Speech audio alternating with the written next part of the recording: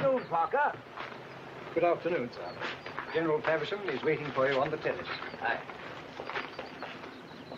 Dr. Sutton, sir. You've had a long journey, Doctor. Oh, it's worth a journey to join old comrades. Are they all coming? Same crowd. A year older. Sit down, help yourself. Thank you. Well, what's the news from London? Well, haven't you heard? Gordon's dead. Murdered in Khartoum. That's no news to me. I said that was going to happen years ago when they first sent Gordon to Egypt. He wasn't hard enough. They wanted someone like you out there. Just what I was going to say myself. First time for 100 years, there hasn't been a Faversham in the army, and look at the mess they make. I'm too old and the boy's too young. My own fault for not marrying sooner. You remember the boy? He's 15 years old today. I'm going to let him dine with us tonight. Oh, good. I don't mind telling you, Doctor, I'm worried about him. Huh? I can't understand the boy. I sent him to the best army school in England, spent half my time telling him about his famous ancestors, and what do you think? I found him this morning reading a poetry book. Shelley, of all people. So I want you to help me lick this boy into shape and make him hard. Gentlemen, the Crimea. Old comrade. Old comrade. Arnold.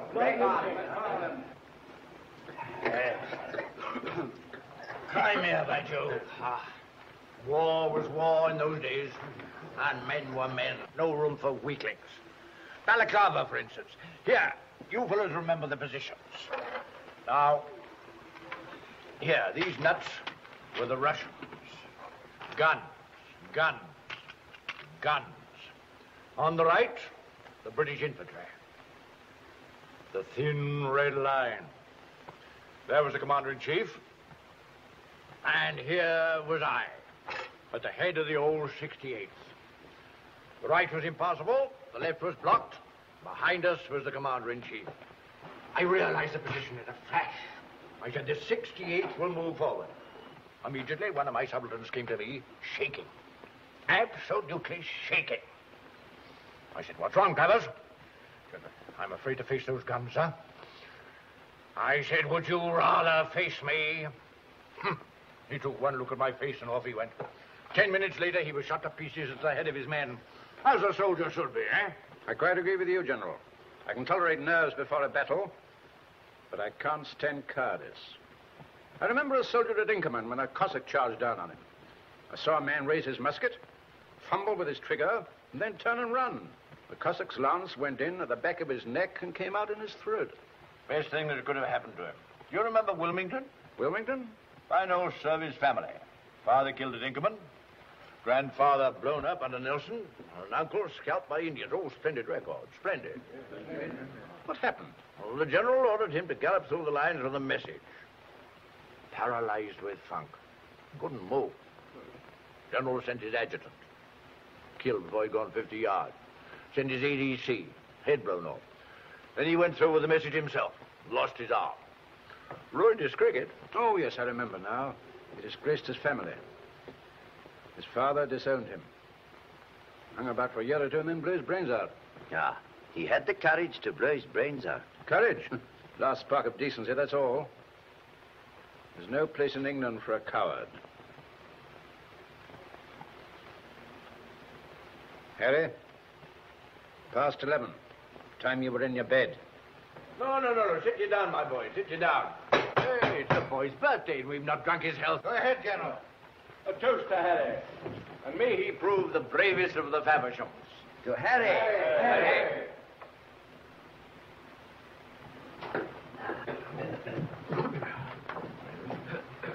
Thank you. That's right, boy.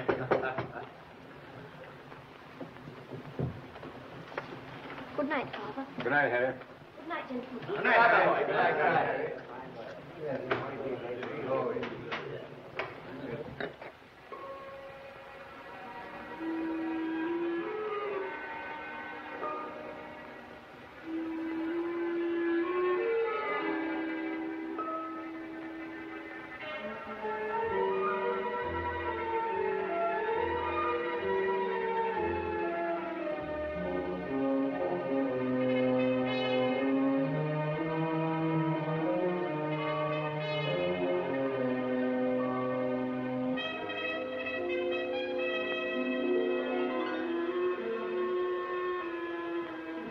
Harry.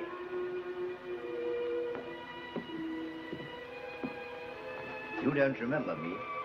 I remember you, though, when you were about so long. I was doctor in your father's regiment in the Crimea.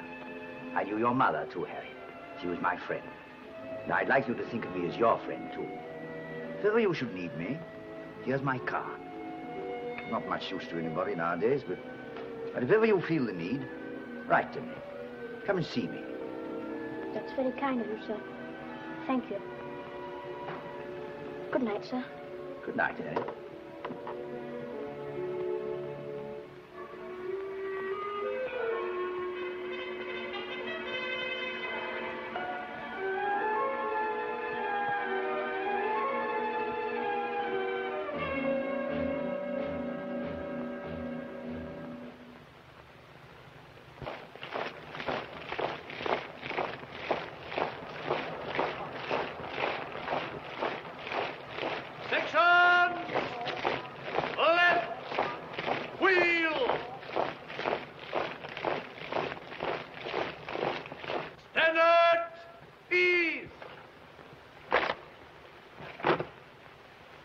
Years ago, General Gordon was murdered in Khartoum, and the British Army was withdrawn into Egypt without punishing the crime. Today, the Royal North Surrey Regiment is under orders to join Sir Herbert Kitchener's Anglo-Egyptian Army for the reconquest of the Sudan.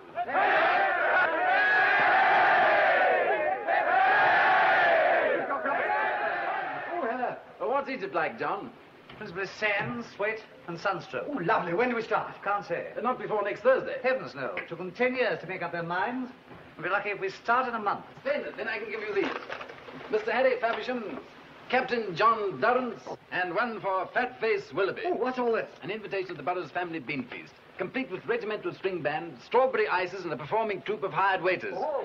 Here's my sister's coming of age. Ethne's 21 next Thursday, so father's letting himself go. Champagne? Gallon. Oysters? Oysters in June. Don't be a fool. I had my coming. I had the sense we were born in March.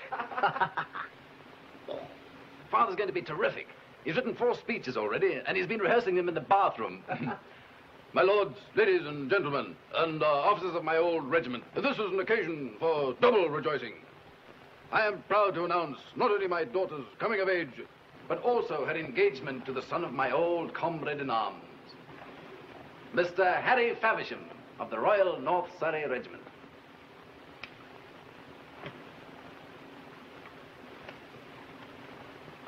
What? Him? Our own Harry Faversham. Oh, very, very sudden. They've been signaling for it for months. Good luck, Harry. Thanks. Good luck, Harry. Thanks, John. What about this Egypt business? You can't take him with you, you know. When the dervishes catch a white man, they cut his nose off and hang him up by the toes. Ooh, disgusting business. All the money falling out of your pockets. See you at dinner.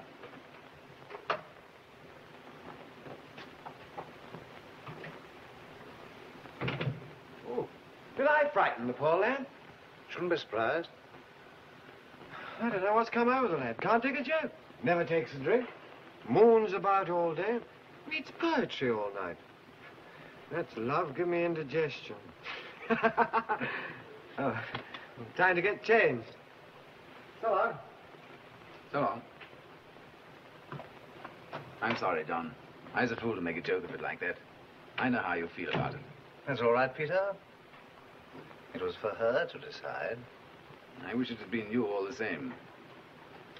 See you at mess. After all, there are plenty of other girls. Plenty. For other men.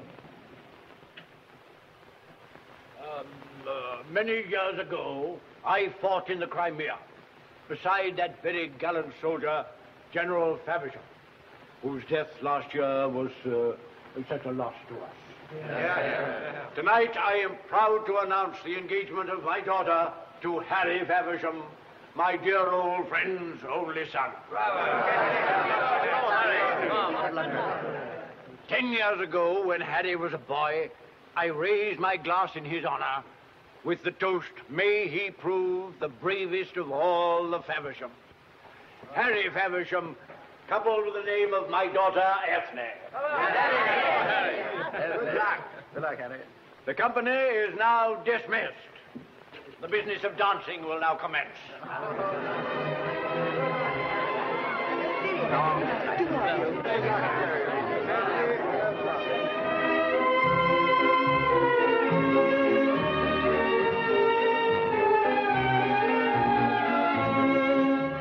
Well, Colonel, with your off on this Egyptian affair, eh? Of course, it's only a minor campaign. It'll do your world of good. The army is too soft nowadays. You mean not hard enough? Of course. Now, the Crimea. War was war in those days, and men were men. Let me tell you what happened at Balaclava. But you remember the positions, Doctor, don't you? Only too well. I was over there, on the extreme left. Here were the Russian batteries, behind the nuts. Guns, guns, guns, guns. On the right, the British infantry. The thin red line. I suppose they didn't get much to eat. What are you talking about? Well, sir, you said they were so thin. The line I meant, not the men. Oh. By here was the commander-in-chief. And here was I, at the head of the old 68.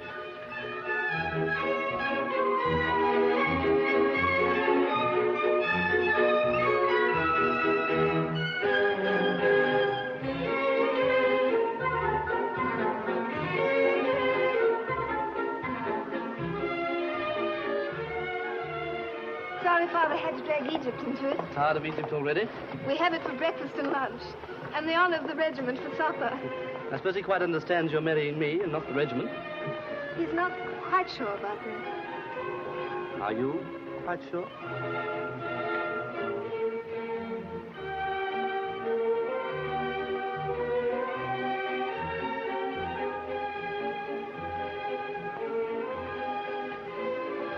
When we are old and creaky with rheumatism, we shall look back and think of this night. Ethne, you'll never creak, never in your life. We shall creak with the best of them. And through the creaks will come the sound of this dance music, and the light of the moon, and the scent of the flowers. This is a solemn occasion, Harry. A memory is being born tonight. A memory that will stand the test of all the years. Moments like this are better than all the memories in the world. The memories will be the best, because they'll be right out of reach of uncertainty and care. Memories just float about on their own, with no shadows upon them. Dance music, the moon, and evening primroses. That's all.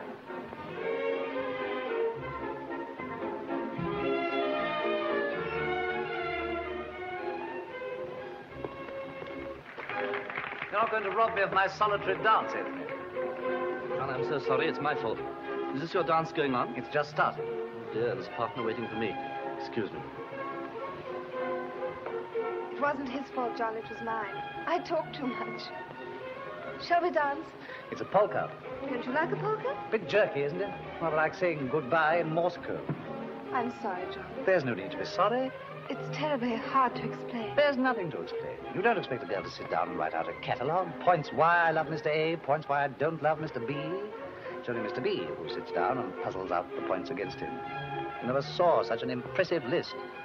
Reasons why Ethne Burrows doesn't love John Durrance. Reason 1. Don't, John. Oh, I put down about 40 reasons altogether. Reason 41 was she loves the other man. So I crossed the rest out. Thank you. Well, Harry's a fine fellow. Were you to help him, he should have a splendid career. You'll enjoy helping him, won't you? I hope I shall be able to. You will.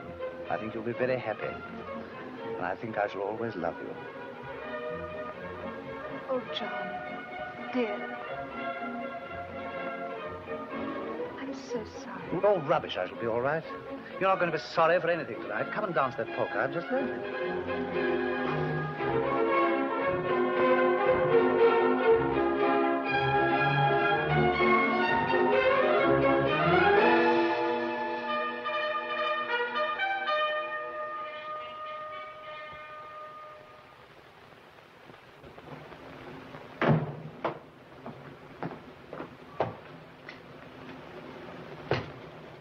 Everson? See what he wants, Robert. He wants to see you privately, sir. Oh, very well.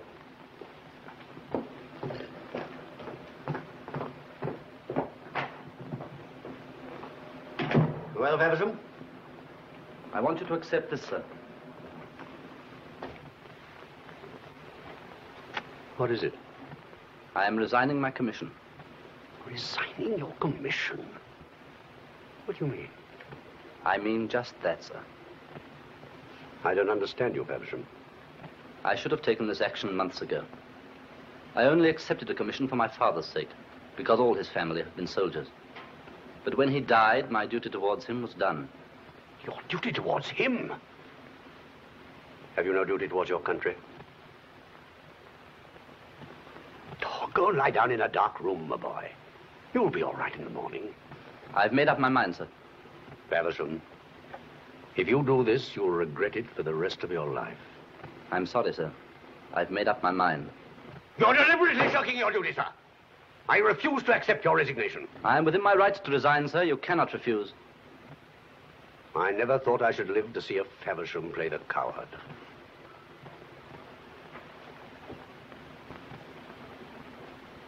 May I go, sir? Yes. Go.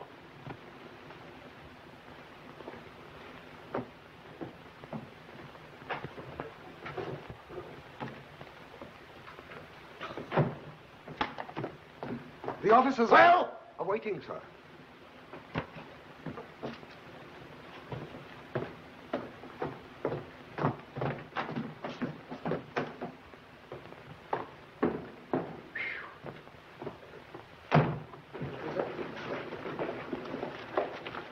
Gentlemen, final orders have just arrived. The regiment leaves on Thursday.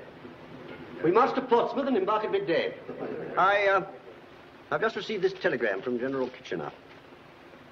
Glad to welcome your regiment to my command. Gentlemen, there will be one change in regimental orders for the 15th. Mr. Faversham has seen fit to send in his papers on the eve of his regiment sailing for active service. His place will be taken by Mr. Parker, who was to have remained at the depot. Glad you're coming with us. Glad you're coming.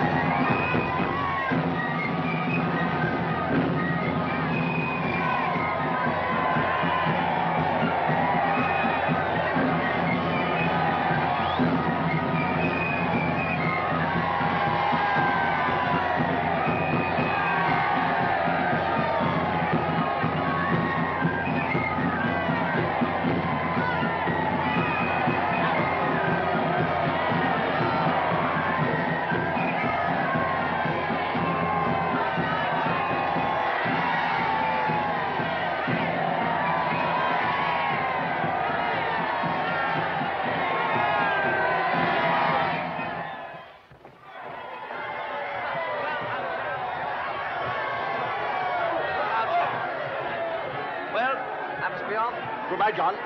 Goodbye. Good luck to you. You'll keep an eye on young Peter for me, won't you? I will, sir. Both eyes. Little Lemmy Ducks. What's she crying for? There.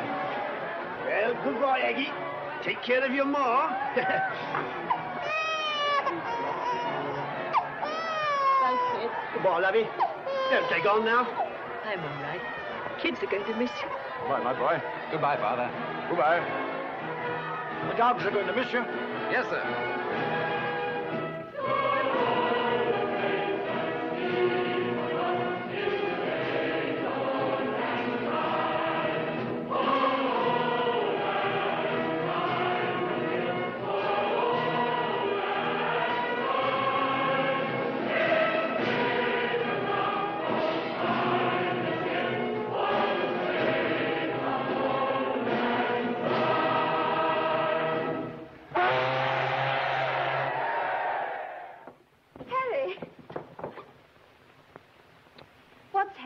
Peter left last night. Father went with him to see you all off. They've cancelled it. You're not going after all? They've gone. The regiment sailed this morning. But I haven't gone with them. I don't understand. We've discussed it so often. The futility of this idiotic Egyptian adventure. The madness of it all. The ghastly waste of time that we can never have again. What have you done, Harry? I've resigned my commission. I should have done it sooner. Long ago.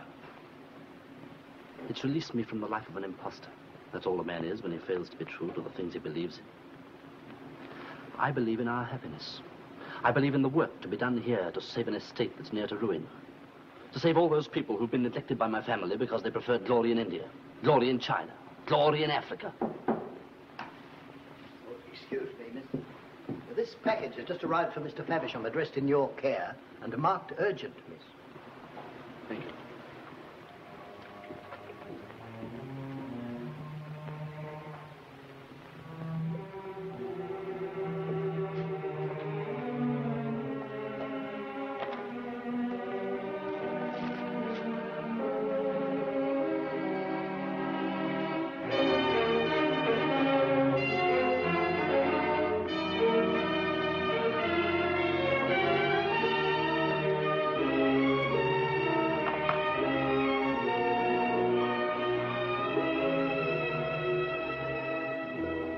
Thomas Willoughby. Mr. Peter Burrows.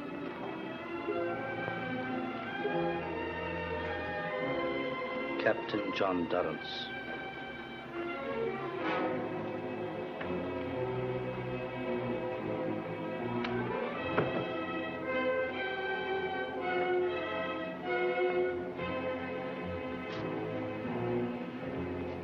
Well, they had a fine send-off, hadn't they? I went aboard and had lunch with them before they sailed. Peter has a cabin with John Durrance and Willoughby. I'm glad the three boys are going to be together. Father... Yes, it's a wonderful sight. The vessel steaming out into the channel and all those men cheering and... May I speak to you a moment, sir?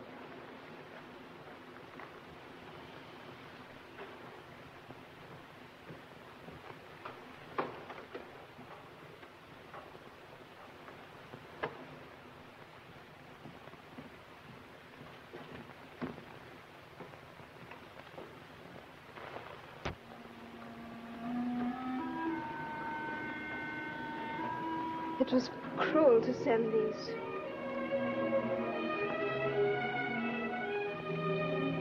Cruel but just. That's what you think, isn't it? You needn't tell me, Anthony. I can see it quite clearly in your eyes. We agreed always to be honest with each other, Harry. To keep no secret from each other. When you did this, did you believe that I should be proud of you? I thought you'd understand. We've so often talked of these things, and we've always understood each other. I know, Harry. We've talked and we've dreamed of things we'd do if we were free.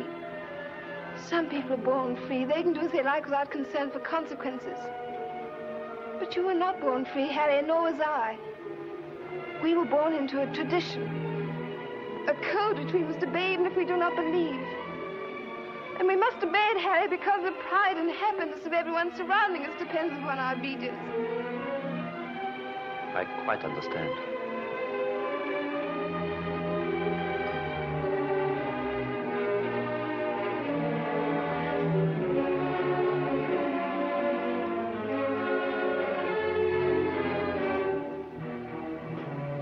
There should be 4 feathers here.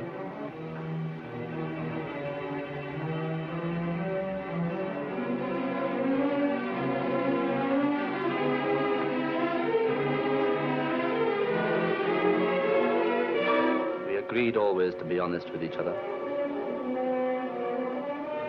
Give it to me.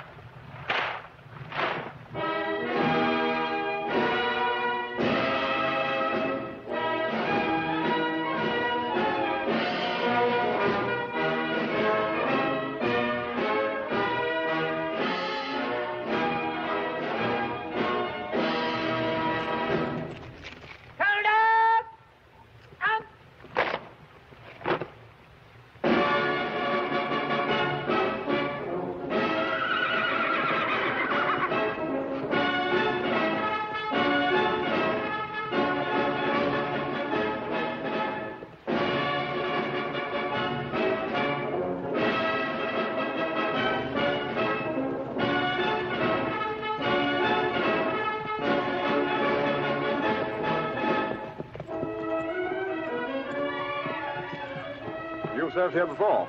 At Beauclair, sir. Then you know what to expect. You too? I've been out here ever since, sir. You married? Yes, sir. Children? 4, sir. When I left home.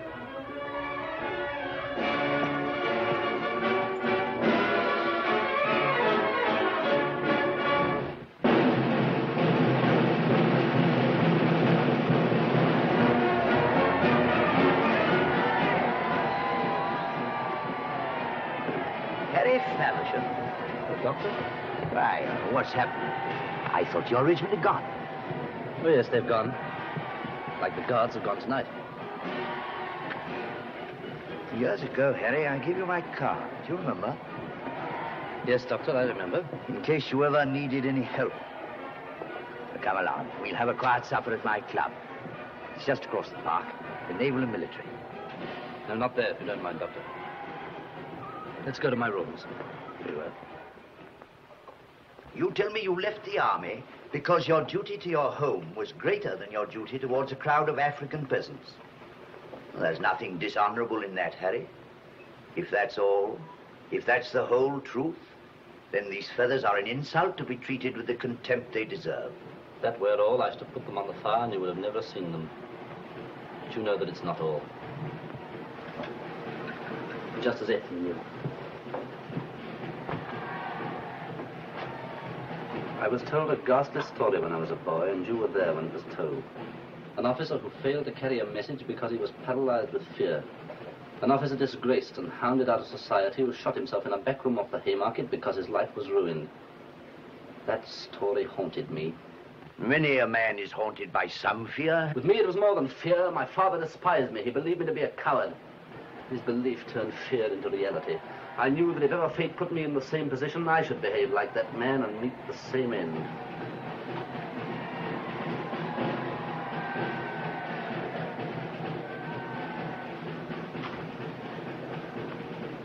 I am a coward, Doctor.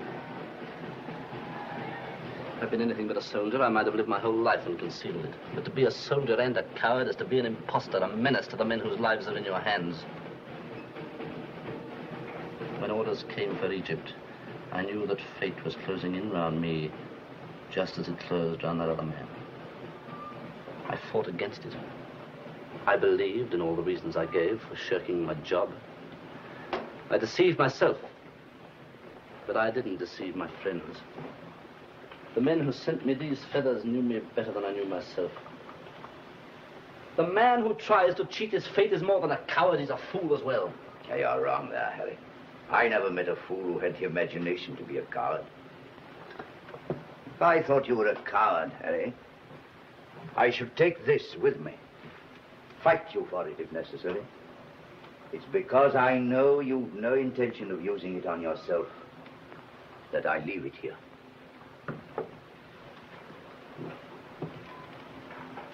Harry, is there anything I can do? Yes, Doctor. There is something you can do. Yes? I shall be leaving England tomorrow. I shall write to you from time to time, just to tell you that I'm alive.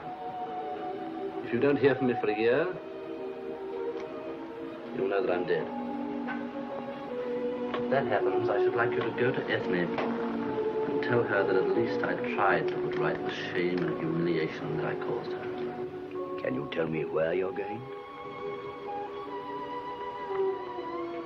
Egypt.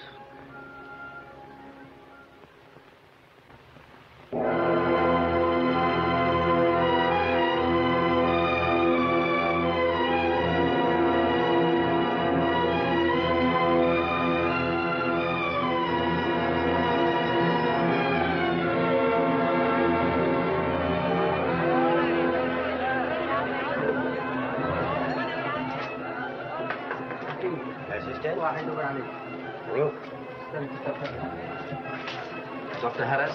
Yes? I've come from England. I'm an old friend of yours, Dr. Sutton. Dr. Sutton, I remember him. I served with him in the hospital in India. How is he? As well, he sends you his greeting. What may I do for you? I have a mission to reach the army of General Kitchener. I want your help to disguise me as a native. You speak Arabic? No. You have some native tongue? No. The army of General Kitchener is 400 miles away, across country in the hands of the enemies. How then can a doctor help you, except to certify you as mad? I'm told there is a native tribe called the Sangali that once revolted against the Khalifa. And in revenge, the Khalifa branded them, cut out their tongues from their heads, and made them outcasts. You know the brand? All men know the brand of the Sangali. Then you understand the reason of my visit, Doctor. But, my dear young man, you will miss your tongue in many ways. I will keep my tongue. No one will look for it if I'm branded. I can stain your skin, but I cannot imitate a scar that would escape detection. That I understand. Is your mission, then, of such importance? May I stay in your house until the wound is healed?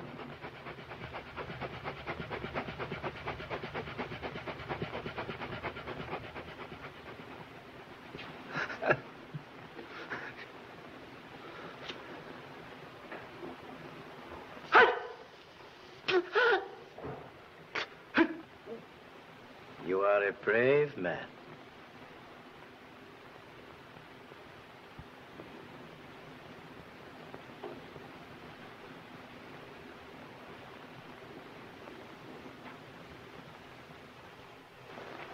Ah, Lawrence. Told to report, sir. Kitchener's been talking to me. Now, you know what the situation is. The main army and provision ships must get up the Nile, whilst the only feasible route up country towards Andaman. But the river's blocked by the Khalifa's army, and our ships can't get through the gorge. Now, the Khalifa must be drawn away by some sort of bluff into the desert. Yes, sir. Now, if one of our brigades appeared on his flank, he'd have to turn away and face it, and that would leave the river unguarded. Yes, sir. Now, General Kitchener can't spare a regiment, much less a brigade, but he can spare a company. Number 5 company of the Royal North Surreys. Thank you, sir. 1 section, by the left, quick march. Number 2 section, by the left, quick march. 3 section, by the left, quick march. 4 section, by the left, quick march.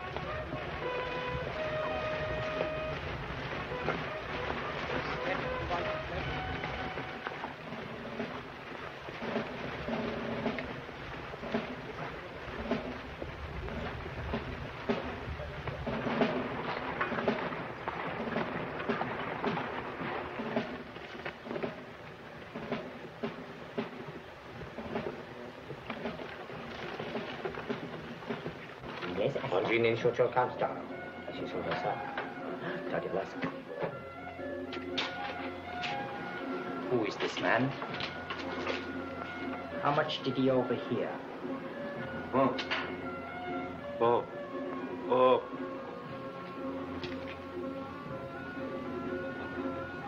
Sangali. Very good job.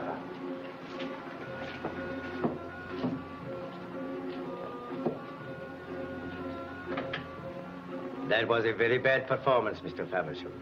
No true Sangali would enter a room with the self-assurance of an Englishman. Why was that fellow in such a funk? He was terrified you might betray him. Oh, I see. But for myself, I have no such fears. But I must admit I should feel a little more comfortable if you would tell me frankly why all this, the wandering, the disguise. In England, 4 people gave me a white feather apiece. They've got to take them back. Oh, a mad race, the English. No, not so mad. In England, the white feather is the mark of a coward. Ah, I see. Then why worry? Be a coward and be happy. No, Doctor. I have been a coward. And I wasn't happy. Tell me, did he bring any news? Yes, he says the North Surrey Regiment has left Abduhan.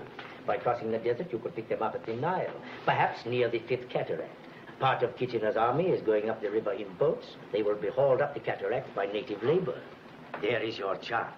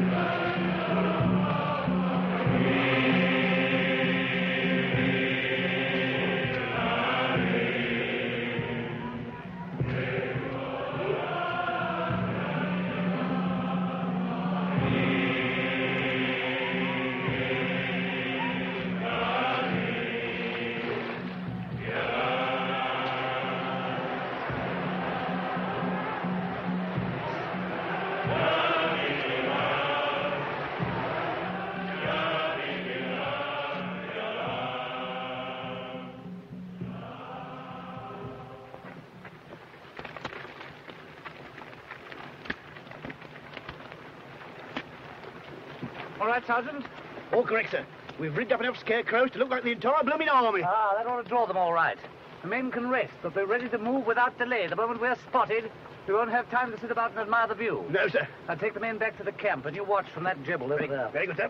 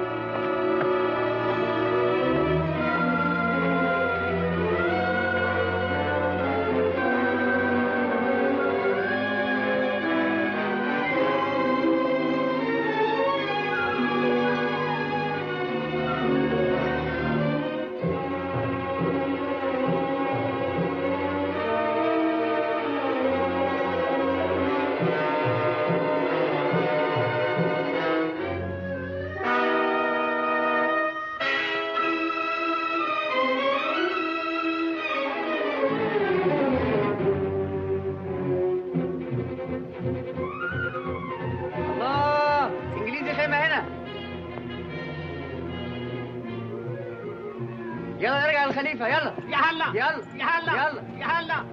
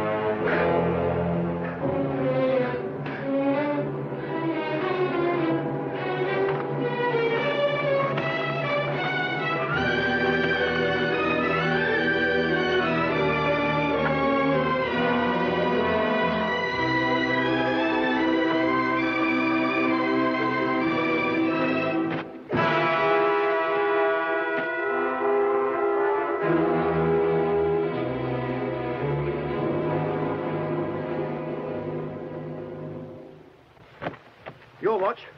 No fuzzies round here. I'm going to have a word with the captain. All right, Sarge.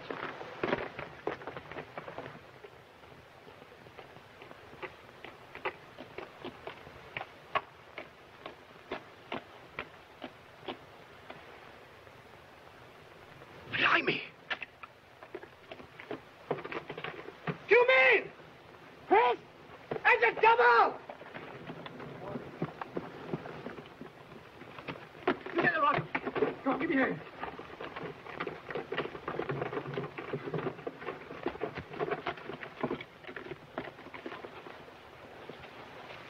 Didn't we ought to start him back to camp at once? His orders were to stay here till we see dervishes, and we ain't seen none. It's ice we want to clap on the back of his neck. Yes, and a couple of saucy nurses to clap it on for him, don't.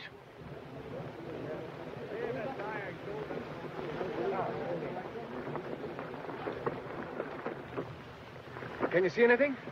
No. We can't make it out. He said he'd be back by dawn at the latest. Well, perhaps he's spotted a covey of dervishes and wants to keep an eye on them. No, if he spotted any dervishes, he'd be back in no time.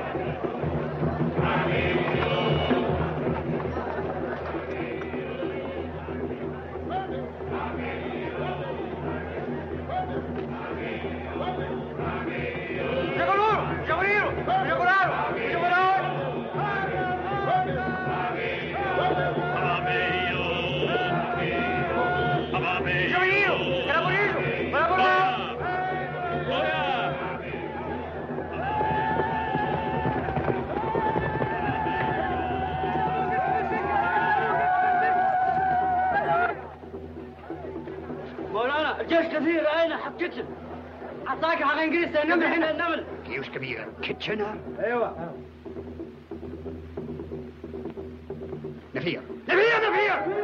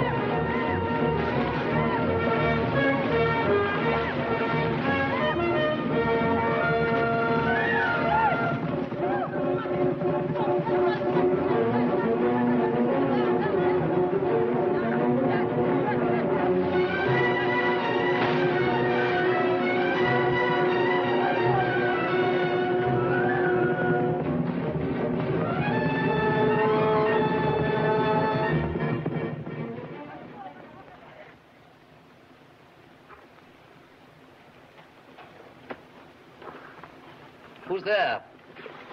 Corporal Evans, sir. How long have I been lying here?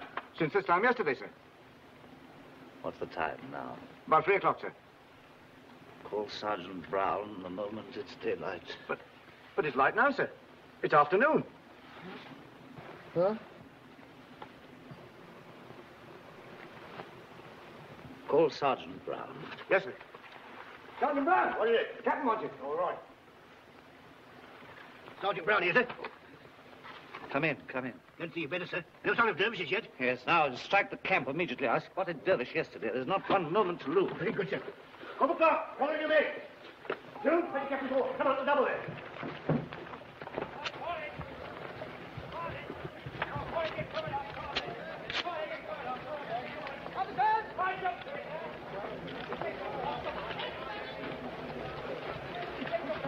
Ready to march off, sir?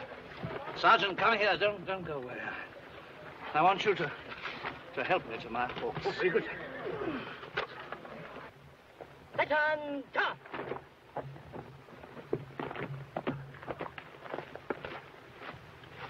Plan, Varnell, strike the tent. Put on the mule and follow us from behind.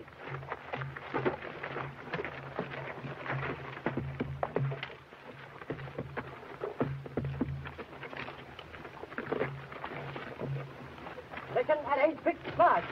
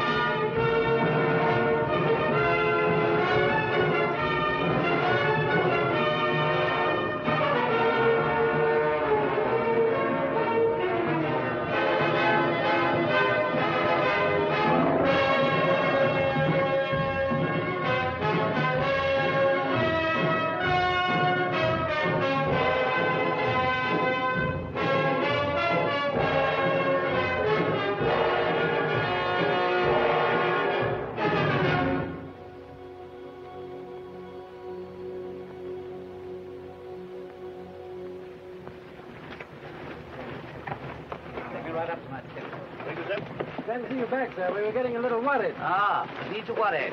I spotted some dervish yesterday. That's why I stayed up there to keep watch. They saw us all right, so that's half our work done. Sergeant, give the men some food. See they get to sleep immediately. Very good, sir. Willoughby? Yes, sir? Parker? Yes, sir. Put those fires out, will you? Double the sentries round here. There's no immediate danger. We've got to keep on the alert from now on. Yes, sir. Ron, put your fire out. All right, Bill.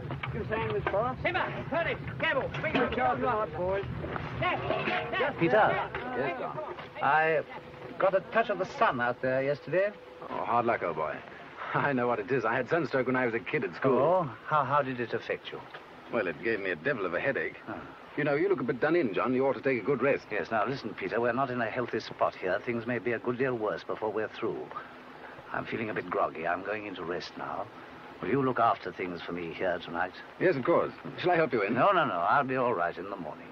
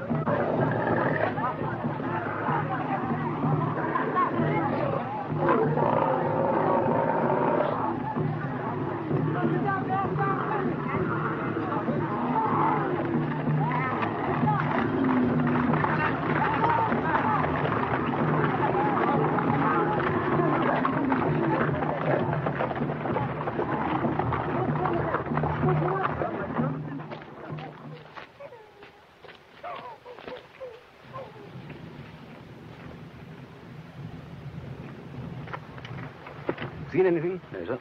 Well, keep your eyes open. Very good, sir.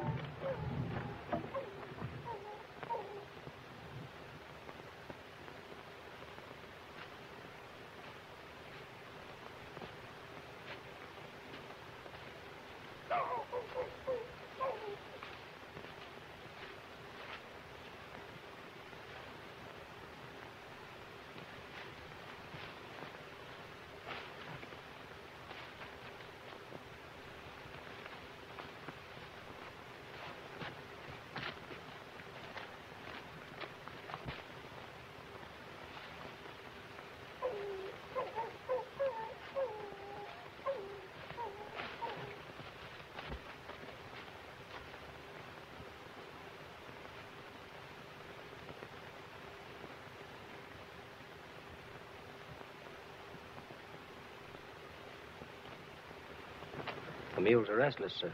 Bad sign. Yes, I know. I shall be glad when the sun rises. Yes, sir.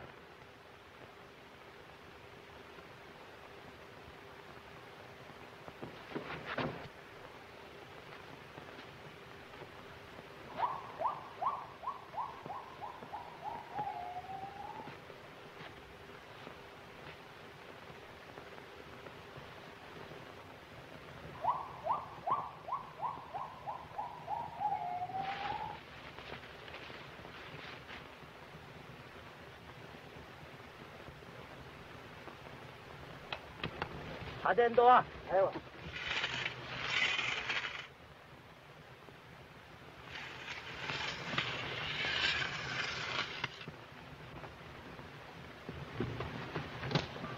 Alarm!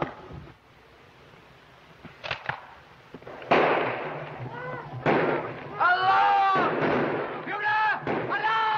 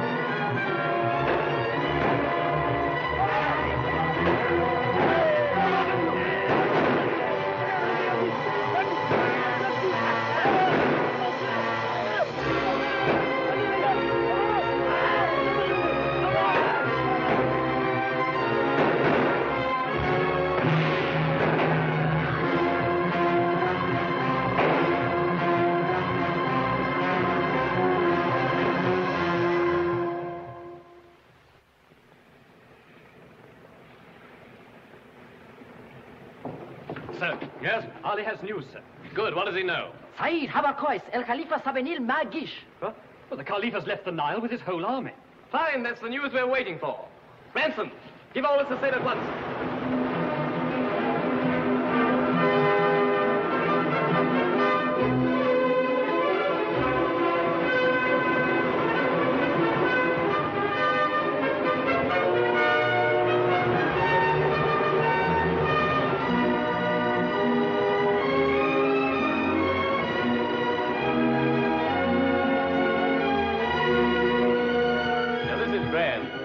Up to Omdurman, and Kitchener can have his battle where he wants it.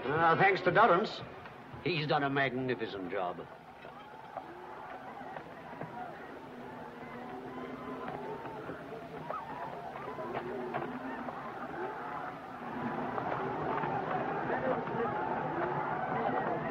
وانت ضابط وانت ضابط تعالوا كتفوه ودوه للخليفه هناك هديه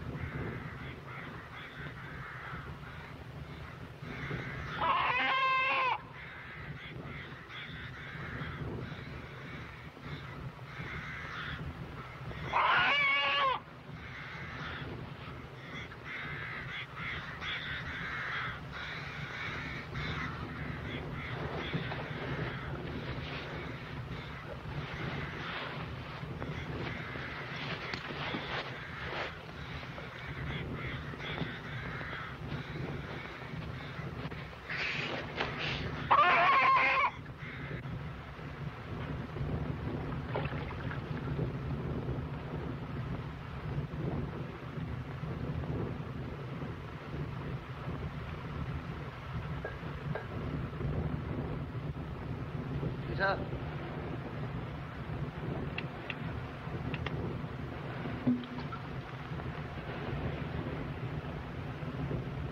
Is that you, Peter?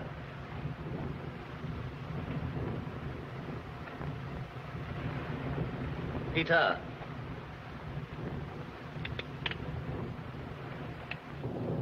Peter. Peter.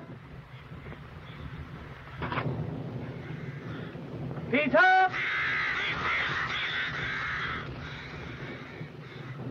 Willow there. Burrows.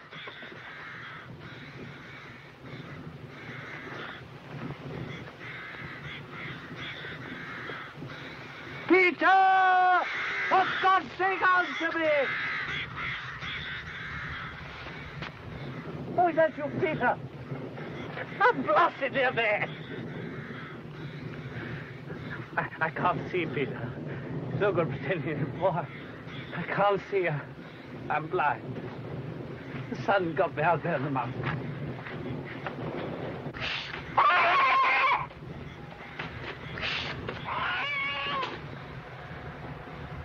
Why don't you speak? What's the matter?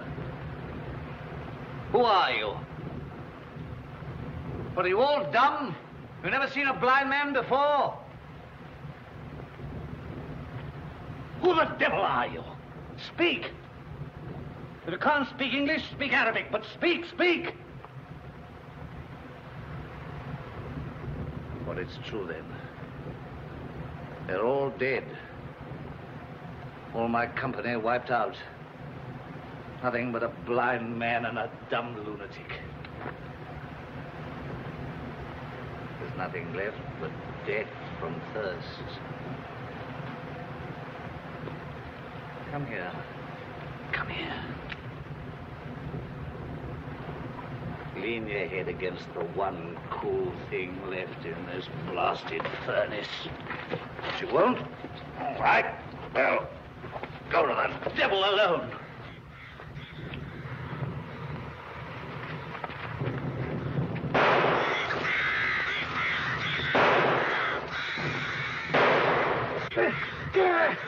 Get in there! Get in! Hi! Get in! There!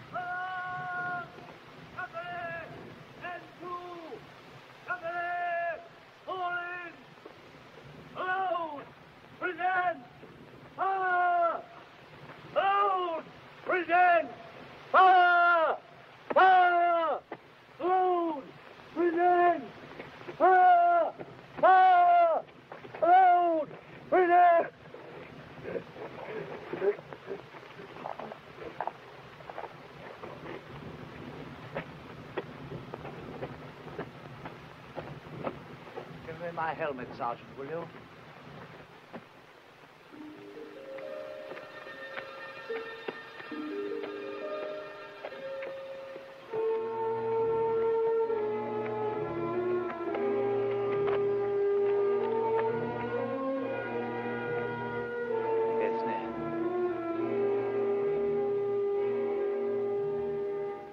Don't you like the polka? A bit jerky, isn't it? Ethne, I shall love you always.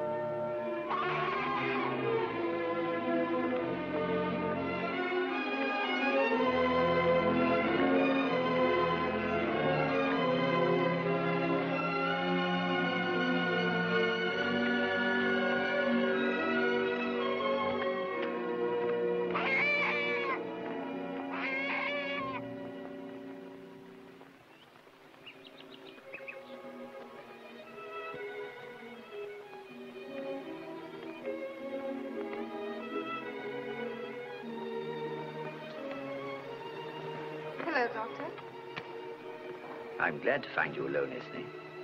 I really came here to talk to you. Well, Doctor? I want to know if you've heard from Harry Faversham. I've heard nothing. It was his own wish and my wish that the break should be complete. I've no idea where he is or what he's doing. I promised to give you a message when I saw him on the night before he left England a year ago. Year ago? Then I don't understand, Doctor. But he left England for one purpose only. If he succeeded, he said that you would learn by means that would need no explanation. If he failed, then he asked me to let you know that at least he'd done his best. I see. He promised to write to me now and then, just to show that he was still alive. If I heard nothing for a year, then his silence would show that he was dead. Not young.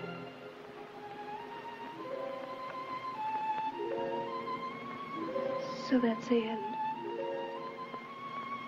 You think I behaved brutally to him, Doctor? No. I did behave brutally. I behaved like the worst kind of coward. I failed to help him when he was so terribly in need of help. Nothing that you could have done would have made him alter his decision. I could have helped him. If you'd gone on your knees, you could have done nothing. His mind was made up. You must always remember that, Ethne. For the sake of his memory and for your own happiness. Oh, Ethne! What are you two mooching about outside for? Just having a dose of your country air, General. It'll be a dose of bronchitis if you don't take care. Come on in, Ethne, give us some sherry.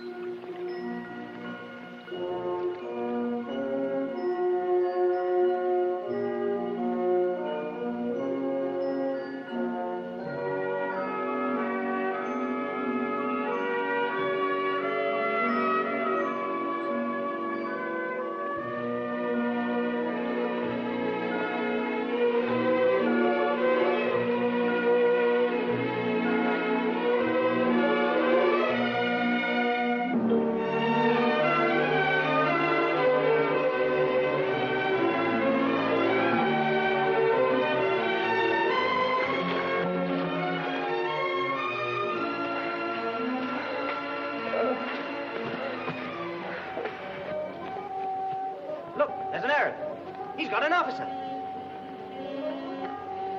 Blimey, he's trying to rob him. Come on, let's get him.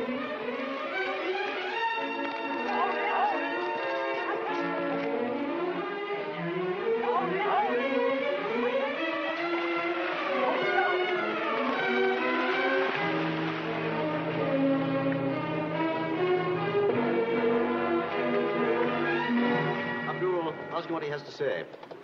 Yes, McKay. Send him in then. Callum! Mr. Tusker, Callum?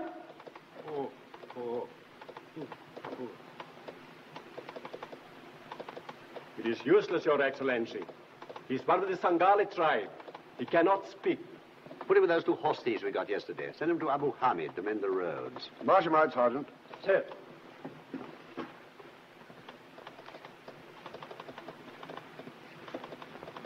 The doctor, Sergeant. No, Doctor. How's Durrance? He'll pull through. Splendid. He's a fine officer. Regiment can't spare a man like that. He's blind. Blind? Sunstroke, exposure of the eyes to the sun. I've seen it before, Colonel. A man alone, bowled over suddenly, lies there exposed. But with rest and care, he'll get better. With immediate attention, there might have been a chance in 100. Now there's none. Nerves are completely destroyed.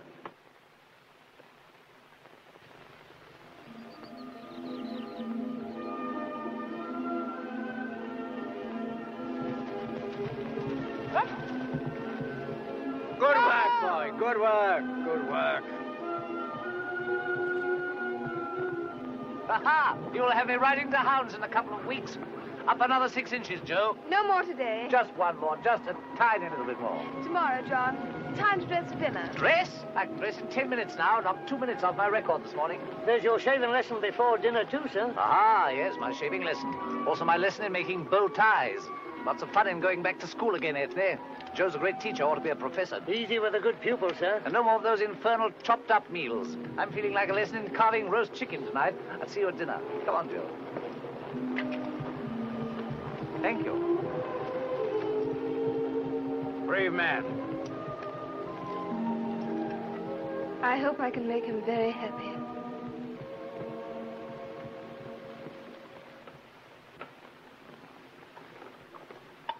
All right, Joe, you do it for me, will you? Look here, Ethne, I've been wanting to say something to you for a long time, and it's beastly difficult to know how to put it. Of course, it's no business of mine, but are you sure you're right in what you're doing? Quite sure. You know, a man becomes a soldier with all the knowledge of the risks ahead of him. If misfortune comes, it's all part of the game. He doesn't ask for any pity or sympathy, but you've got your whole life before you. I know it's a noble, unselfish impulse, but for 30 or 40 years, maybe 50 years... Father, please don't talk about being noble. There's nothing like that about it. It's just... Well, it's just that I've made up my mind. Yes, the Arab is a strange, unexpected creature. Yes, wait a minute. You haven't heard the end yet. Here's a solitary Arab. Heaven knows where he comes from or how he's alive. He packs my map, slings my water bottle around my neck, and never says a word from beginning to end. That must have been uncanny. Uncanny. It nearly drove me mad. Yet I knew all the time he was trying to save me. How many days we traveled, I shall never know. I was crazy with fever. Must have been the best part of a week. He gets me in a boat, floats me down the Nile till he comes within sight of the camp, and then... Now, here's the extraordinary part. Having done enough to win the Victoria Cross, he lays me down outside the camp and calmly begins to rob me. Oh, nothing strange in that. Just Eastern business mentality. He'd done a job of work and was taking payment. Poor devil got less than he bargained for. I carried no papers on active service and no money. Well, you've got nothing. Nearly got one thing. The only thing I was carrying. Remember this? It's my letter. Your letter. There's a funny thing in this letter. Ethne, read the postscript you wrote. It's still got some sand in it. We'll keep the sand as a souvenir. Thank you.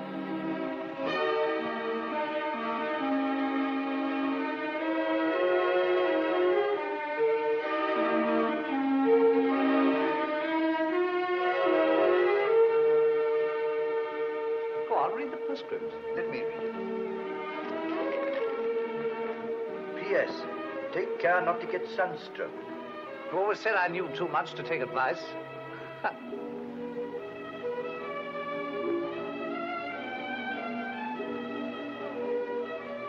Ethne, darling, I'm sorry. You're trembling. You mustn't take it like that. It's all over now. It might have been a lot worse. I'd have been dead 6 months ago if it hadn't been for my little Arab friend. And what happened to your little Arab friend? Wish I knew. They sent the poor devil to a convict gang. When I came to my senses, it was too late to find him. He'd escaped. I was never able to trace him. Now for a turn in the garden. Stay here, I'll get my coat. And fetch yours, Ethne. Oh, my letter.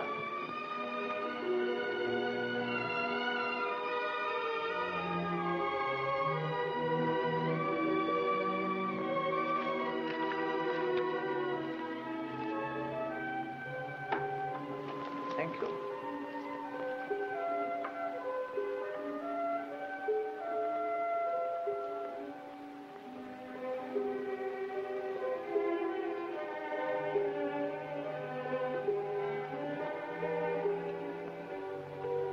So Harry's alive.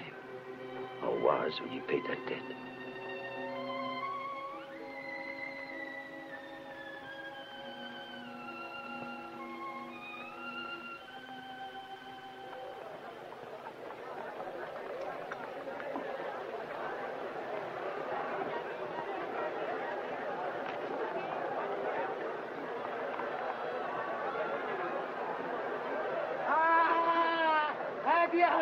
Sudan, Ada El Khalifa.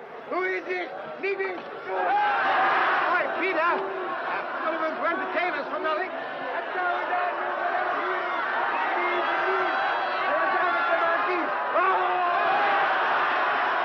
I had my hands free. I'd applaud. I had my hands free for 10 seconds. I'd strangle that filthy little blighter with a monkey. Get her.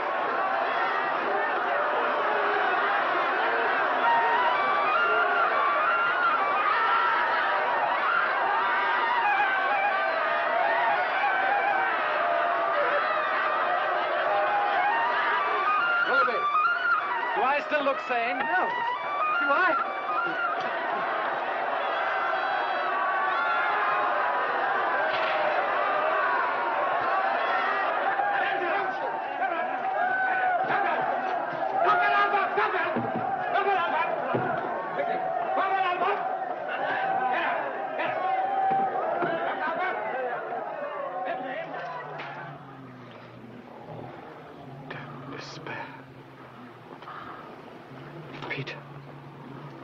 Peter. Perhaps our message got through. Perhaps Durrance did get away and sent this fellow to give us some hope of escape from this hell. Escape? I wonder. I wonder what his plan is.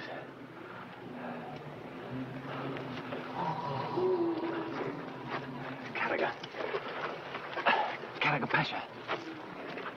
Tell me, which do you think would give the better chance of escape? The desert or the river? How should I know? Nobody has ever escaped from here. But surely some attempts must have been made to free you? Yes, years and years ago. But they all failed. How long have you been here? Since the Gordon was killed. 13 years.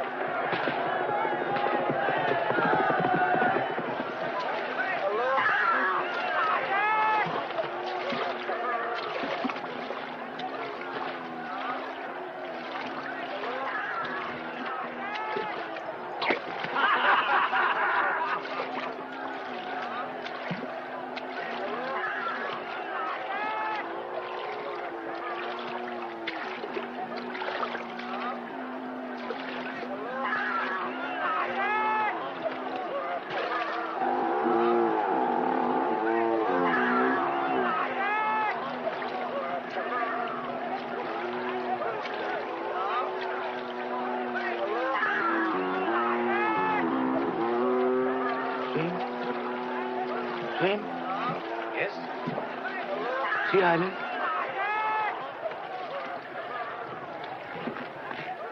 Rahelda.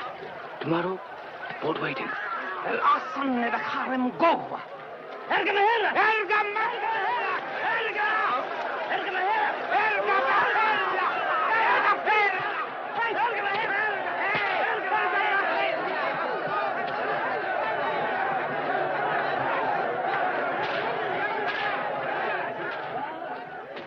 مسكون.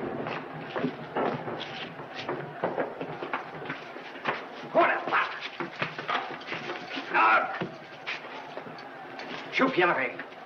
So, the man musician Ondurman was a British spy. قالها إنجليزي.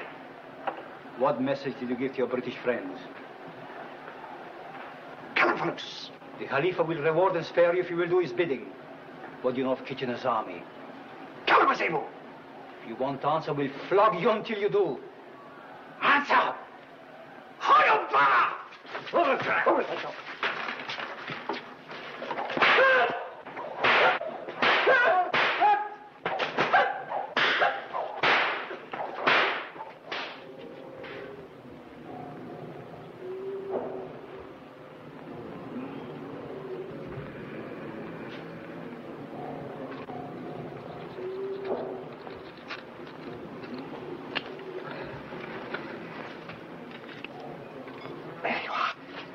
Thank heavens for that.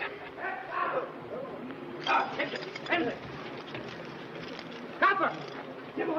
Kapper! Hold over 10!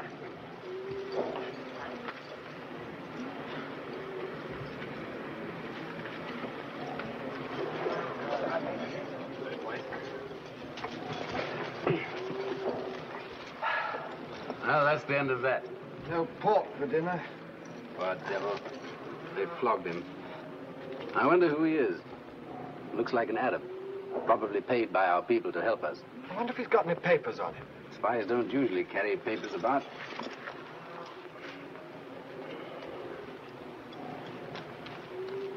Well, I made a nice mess of that, didn't I?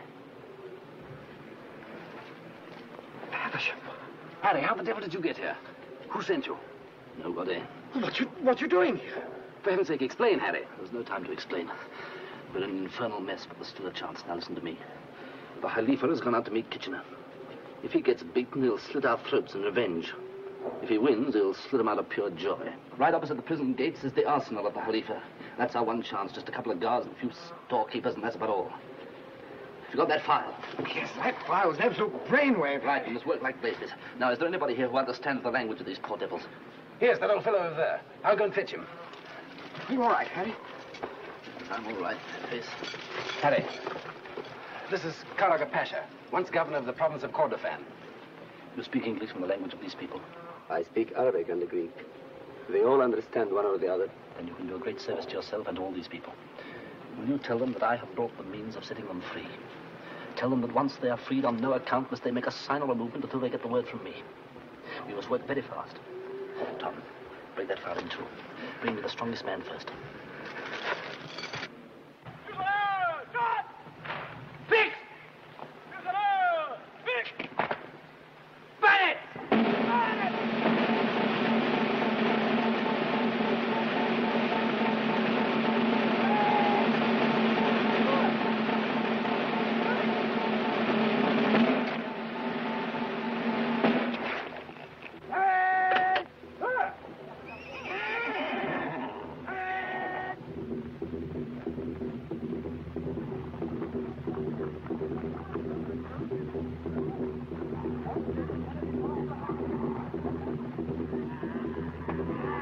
They're deploying to attack, sir. It's their whole army.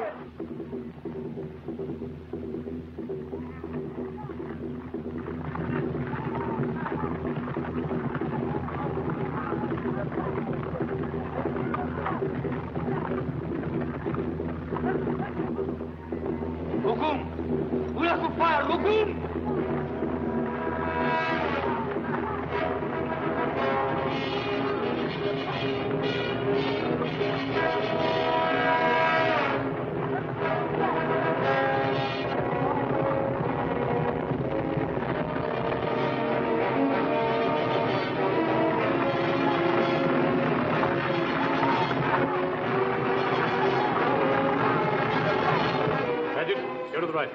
Cranley, go to the left. Tell the brigade to take up their position. Tell them to withhold their fire until the last possible moment.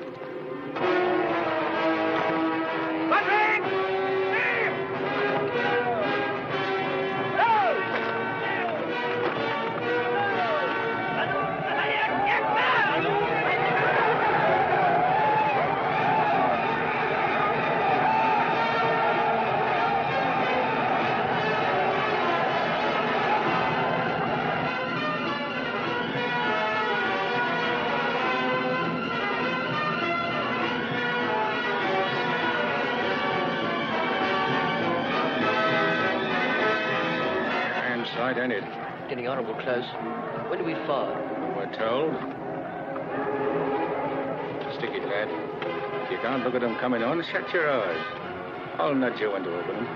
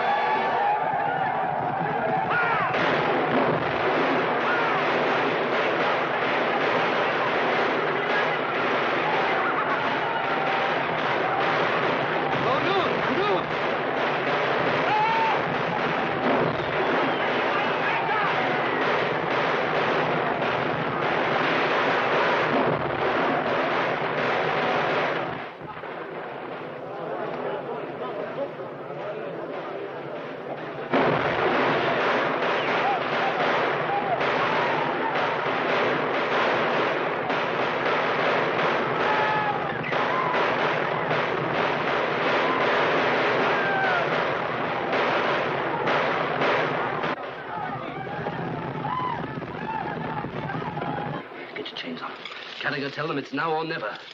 Tell them they mustn't move an inch until the guards reach us. ما فيش حد يتحرك، دي آخر فرصة لنا عشان نخلص مع الكلاب دول. كل واحد يستنى لغاية ما يجوا قدام ضباط الإنجليز.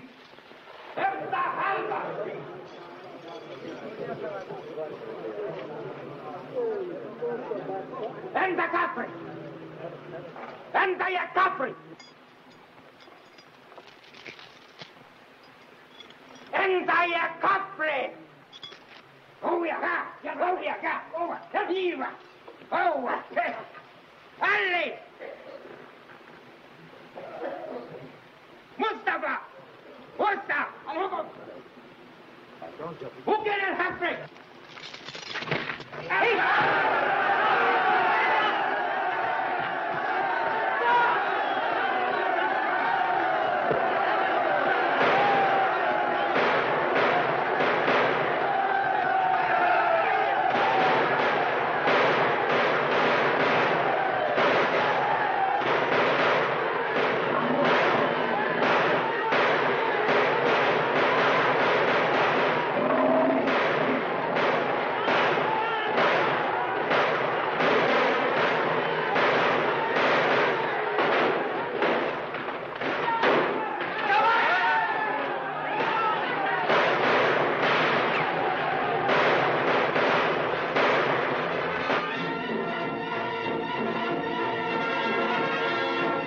Again, sir.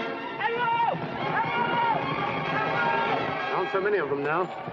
No of us, sir.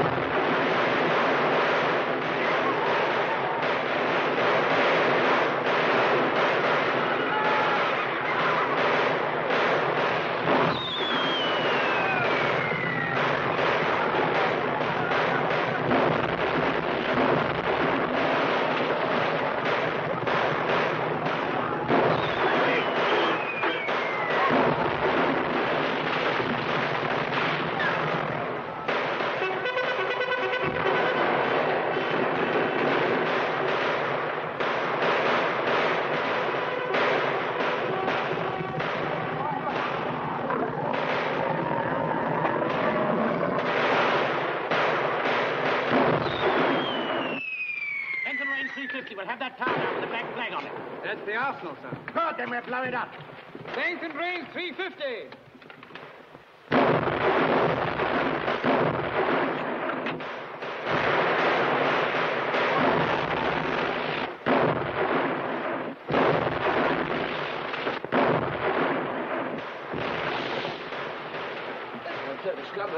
Now, burst to pieces. Wait here.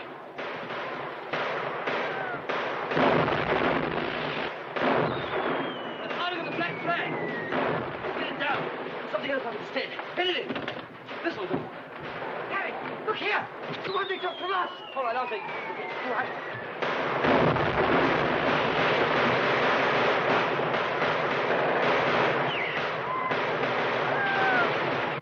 They're lowering the flag. Surrendering. Holding up a white one. It isn't white, sir. It's ours. What?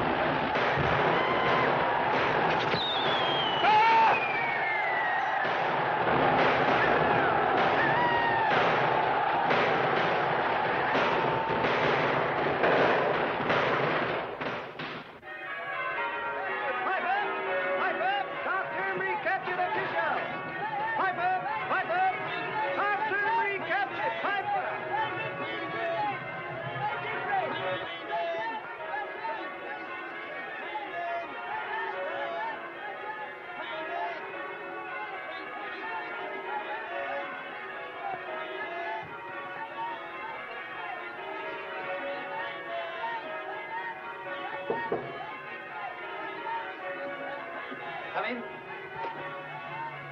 Hello, John. Hello, Doctor. How are you?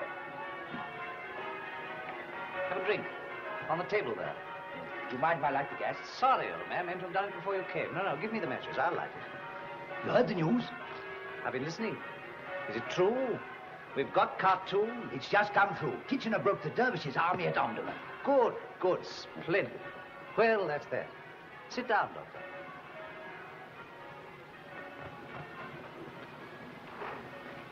Whiskey? Not just now, John. You've seen Dr. Westley? I've just left him. Heiner, the German specialist, was there, too. Oh, nice fellow, that German. Took a lot of trouble. You needn't tell me the verdict, Doctor. I quite understand. I think it's what you expected, John. He doesn't feel that an operation... Neither did I. A man gets to understand these things.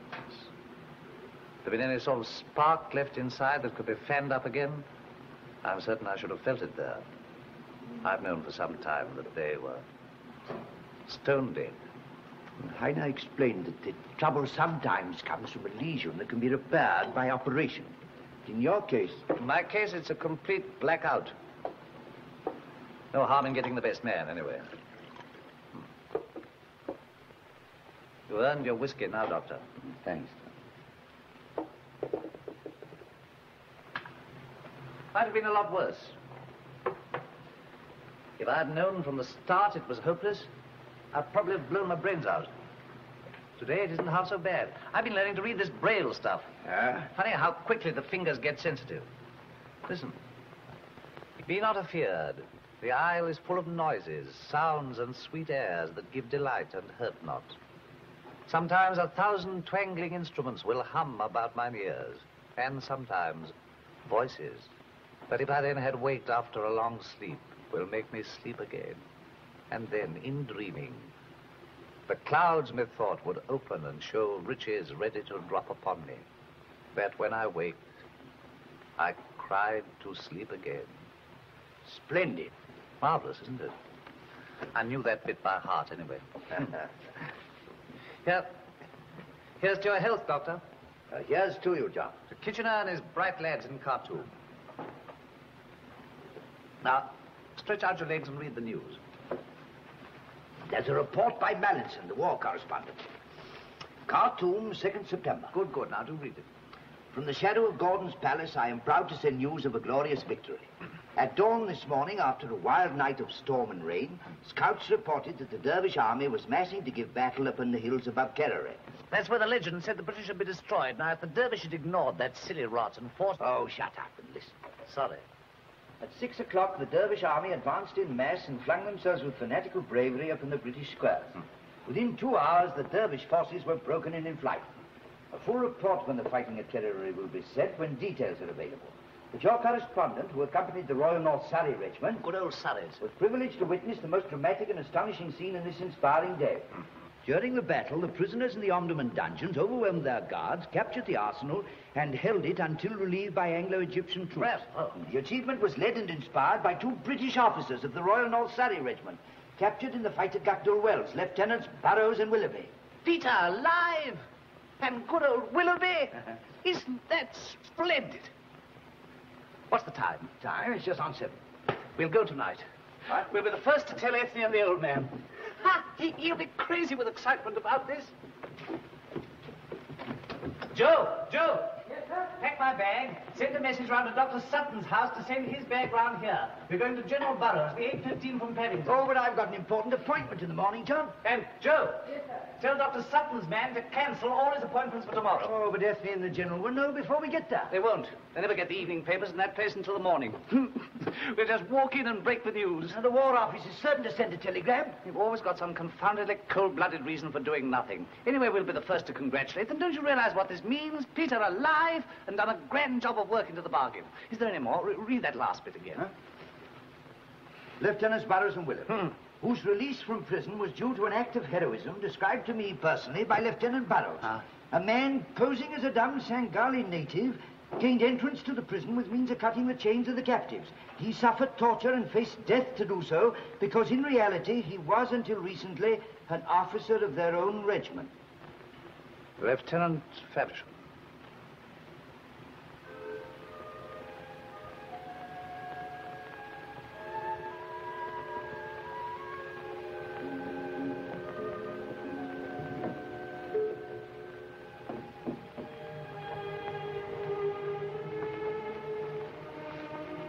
Why should he try to rob me?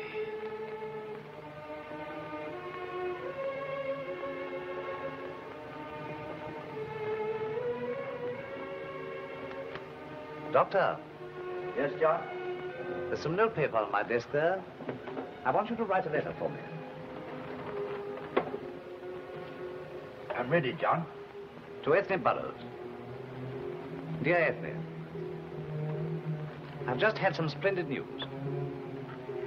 I've been to a famous German eye doctor, and my sight can be restored. Got that? I've got that, John. It means a long course of treatment in Germany, and I leave tomorrow. When I can see again, I shall return to the army with the happy memory of all you have done to help me through. I'll sign it myself. And add a postscript. P.S. Just heard the splendid news of Peter and Willoughby and Harry Faversham. I enclose a little souvenir of a journey through the desert with a dumb Sangali native. If you give him the chance that he deserves, you'll find he's not as mute as I thought he was. That's all. Your bags are packed, sir. There's just time for a bite of dinner if you hurry. All right, Joe. We're not going after all. I still say the army of today is soft compared with our time. Soft. That's your trouble. Still, you did your best. And as Harry has made you 2 young rascals take your feathers back, well, he'd better marry the girl and have done with it, eh, Doc? It's not as easy as all that. There's my feather, too. What deed of reckless daring are you going to do to make me take back my feather? Must I? Deeds of reckless quarrel. Stuff and nonsense. No such thing nowadays. All you boys had to do was deal with Fuzzy Wuzzy. But the Crimea was different. War was war in those days. No room for weaklings. Take Balaclava, for instance. Of course, you fellas wouldn't remember the position, but it was the... thank you. Here were the Russians. Guns, guns, guns. On the right, the British infantry. One moment, sir. Your famous account of Balaclava is not accurate, you know. No. Not accurate, sir. Not accurate? No, sir. Let me recall the position. Out of the way, Peter. Here are the Russians behind the walnuts. Guns, guns, guns. Here's the British infantry. The thin red line. Here's the commander-in-chief. And here are you, at the head of the old 68th, correct? Absolutely. You were riding a horse called Caesar, which my father sold you because, fine horseman though he was, he could never hold him himself. Quite right. Quite right. Then, according to your story, you said, the 68th will move forward. Quite right. Quite right. Yes, sir. The trouble is you never said it. That?